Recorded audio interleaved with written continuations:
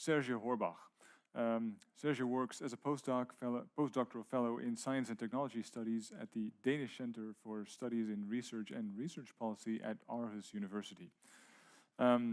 He works on scholarly communication, research evaluation, and science's quality assurance mechanisms, with a particular focus, as you might expect, on today's symposium, a particular focus on research integrity and journal peer review. Serge, we're glad to have you. One quick question before you begin. You've co-authored a number of papers with Lex, so you've collaborated with him in a number of ways. What would you say is the fastest email reply you've ever gotten from him? And you can answer in either seconds or minutes. That would probably be in the seconds range. Yes, absolutely. Right, and it happened more than once. There you go. The floor is yours. Thank you, Jeroen, and thank you for having me here. It's really a pleasure and an honor to be on such a great list of speakers for today. And well, after all the great talks and discussions that we already had, it's going to be a challenge to add something new and interesting for you. But I'll give it a go to talk about what we can actually expect from journals, and then I'll be talking from a researcher perspective here. And then, as we heard in the previous talks, and this needs no further introduction, there is this sense of crisis in science, and what this crisis is really about and what we should call it, it's up for debate, but there seems to be something going on. And whatever crisis we have, people are very quick in pointing at the journal peer review system as one of the solutions to that. But one of the issues here that seems to be under-addressed is that the journal peer review system then tends to be considered as this one homogeneous, singular thing, which it's not. Journal peer review really comes in many, many different shapes, colors, and flavors. It can differ in the number and kind of people involved there. It can be closed, partly or fully open. It can differ in the timing in which it's done throughout the research process. And as we've heard before, it can be partially or fully supported or done by an increasing number of digital and automated tools. So when we ask about the effectiveness of this, and is peer review as a system effective in contributing to research integrity, I think the question should really be which kind of peer review is most effective. Well, and following up on the previous talk, I think the basic answer to this is we really don't know so much. There have been done some studies, smaller and larger.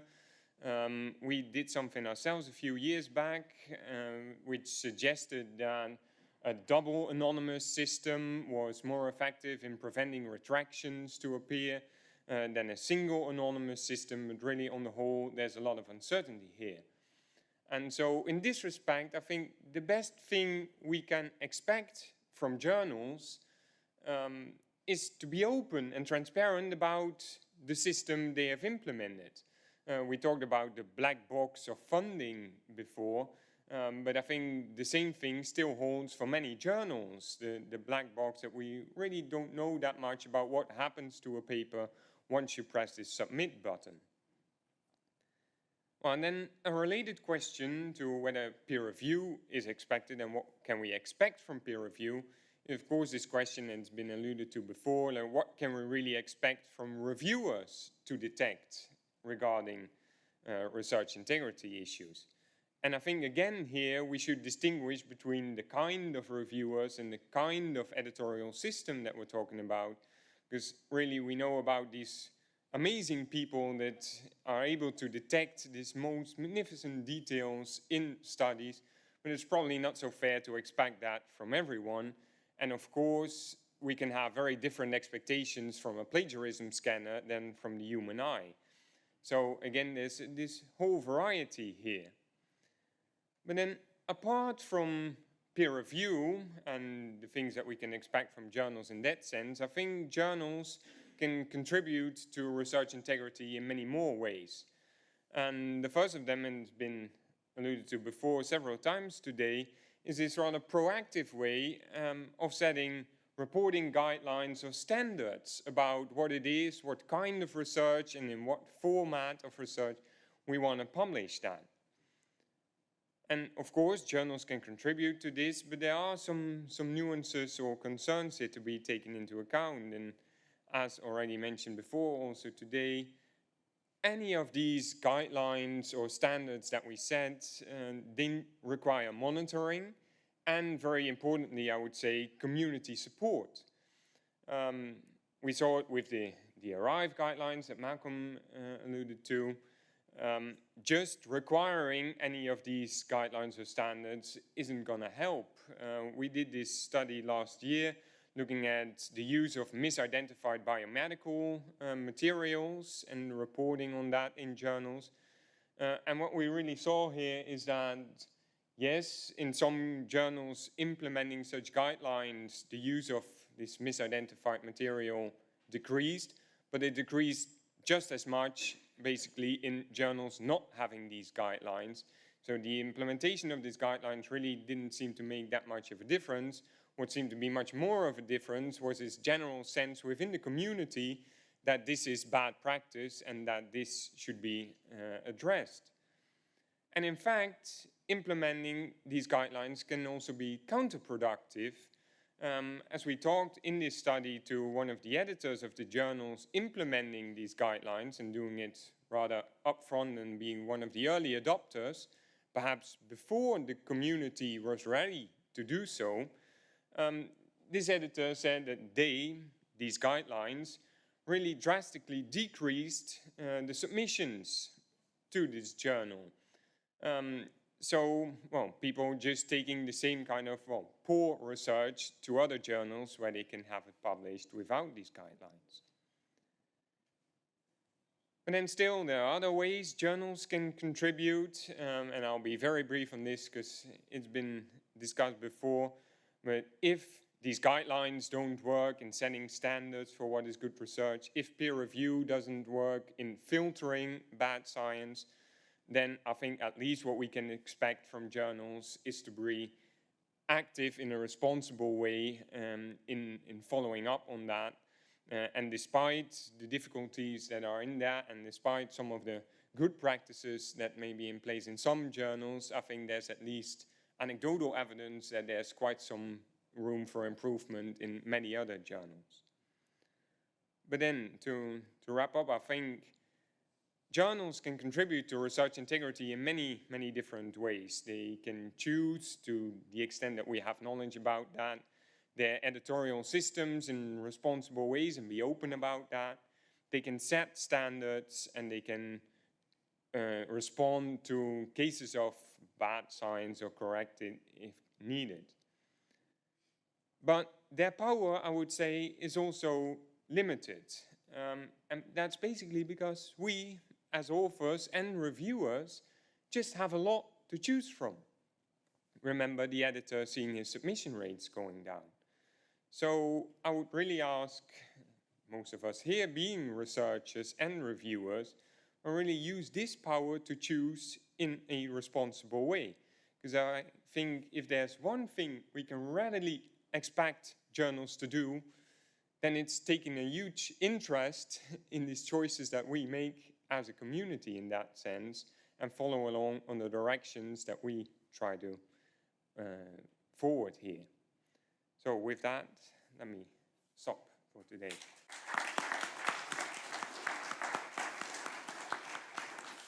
Thanks so much, Serge. That was really clear and helpful.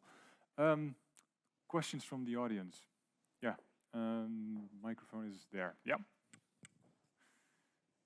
Thanks for this speech. It was really inspiring, Serge. And combining that with the earlier presenters, basically one thing I've heard a lot is basically decision, saying that something is good, giving it a seal of approval. And that all comes from this idea that something has a final version. And I know then it becomes copyrightable and interesting to certain parties, but isn't the whole core of the issue here that maybe research output cannot be identified as a final product and has something of a longer lifespan than just that one publishing date? Yeah, thanks for this question, and I would absolutely agree with you. And I think there's this general sense of viewing the scientific literature as some sort of a database of verified facts that's readily out there to be used. And I think this, perhaps also this idea of retracting articles is very much part of that. While I would envision looking at the scientific literature much more as a dialogue, as a process, as a logbook, showing what we've done and building on that in conversations, rather than seeing this as elements of fact to be built on and then erased if they turn out not to be what we expected or hoped them to be. Yeah. All right. I very much enjoyed your presentation and the other ones on publishing and on the editorial process. I'm Jack Pronk from Delft.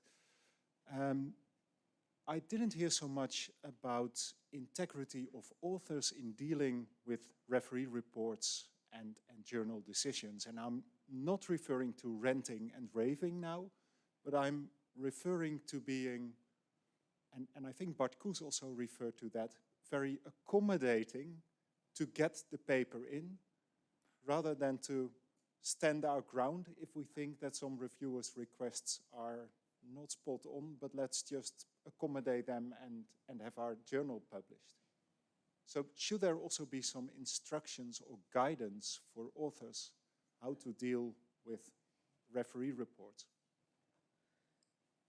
Yeah, thanks for that interesting suggestion.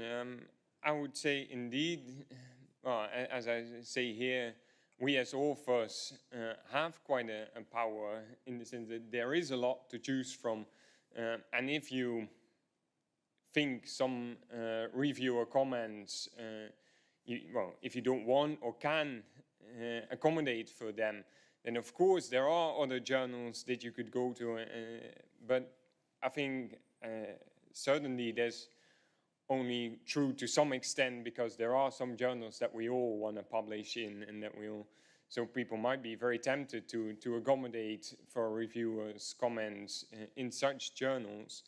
But having some sort of guidance there for journals as well, I would say on the reviewer side, what kind of comments can you actually make legitimately? And then some sort of guidance to the authors how to respond to those. But I would agree actually with some of the previous speakers also here that there's a huge role for the editor here in managing and coordinating this process. And so integrity of the editors, upholding the integrity of the publishing system would be very important in this respect. A final question, and can it be very quick? Yes, thank you very much. Maurice Segers, Maastricht University. I think you just said it, integrity of the editor. We're talking about power, we're talking about guidelines for researchers, guidelines for peer reviewers. Now we talked about guidelines for authors. I was wondering, and maybe it's ignorance, but is there a responsible editorship or responsible journaling? Does that exist as well? Or should it come? Well, I think there definitely exists something as an irresponsible way of handling or dealing as an editor. So that would suggest that the opposite might exist as well. And yeah, and I think COPE and some other organizations are doing a good job in trying to set some standards here. But again, with so many journals being out there, well, it's difficult perhaps to get this all on one line. But yeah, I would agree that there's some room for improvement there. Thank you so much, Serge. This too was absolutely brilliant.